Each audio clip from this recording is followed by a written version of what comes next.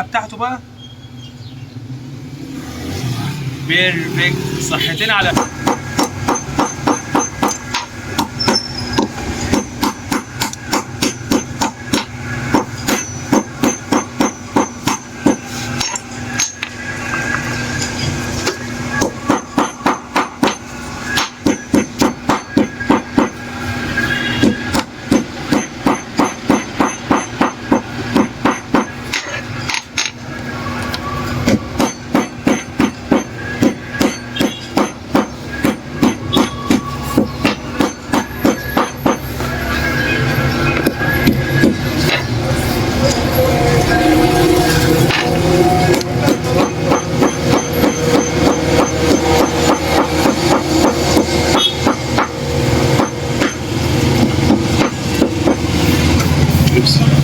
السلام عليكم ورحمة الله وبركاته. متابعينا الكرام في كل مكان، بحبكم في الله. تعالوا مع بعض النهارده نقول لكم ازاي احنا بنطحن الخلنجان او الجنزبيل لما يكون بالحجم ده ويكون صعب وممكن يكسر من المطحنه. تعالوا ناخد تجربه مع بعض كده، تمام، ونقول لكم ازاي بنطحن الجنزبيل الفريش. طيب الاول بنجيب شاكوش زي كده، بنحاول ان احنا نكسره، تمام،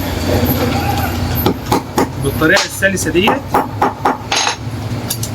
ونفتح المطحنه بتاعتنا ونبدا نحطه فيها.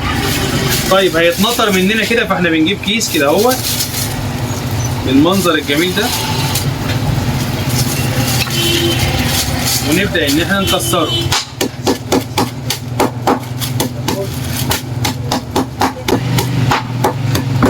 نبدا نكسره كده مع بعض، تمام،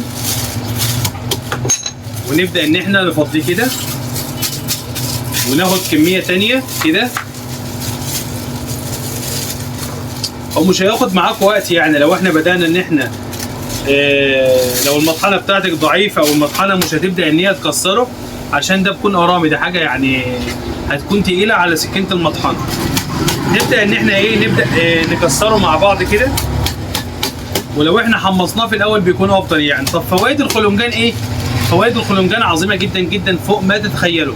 اولا لو انا عاوز احوج عندي بهار كفته، من افضل تحويجه لبهار الكفته بضيف على الخلنجان. بهار اللحمه الخلنجان، سجق بلدي خلنجان، اي فصيل من فصائل اللحوم لازما ندخل فيها بهار الخلنجان. بهار الخلنجان عظيم جدا، فوائده عظيمه جدا جدا للجسم، بيقوي معايا جهاز المناعه، ليه فوائد عظيمه جدا. فهنطحن زي ما حضراتكم شايفين مع بعض كده.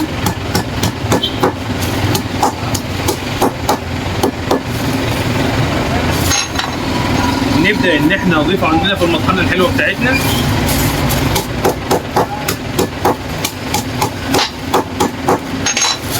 بالمنظر ده. وتعالوا بقى نطحن مع بعض ونشوف النتيجة في الاخر هتكون عاملة ازاي.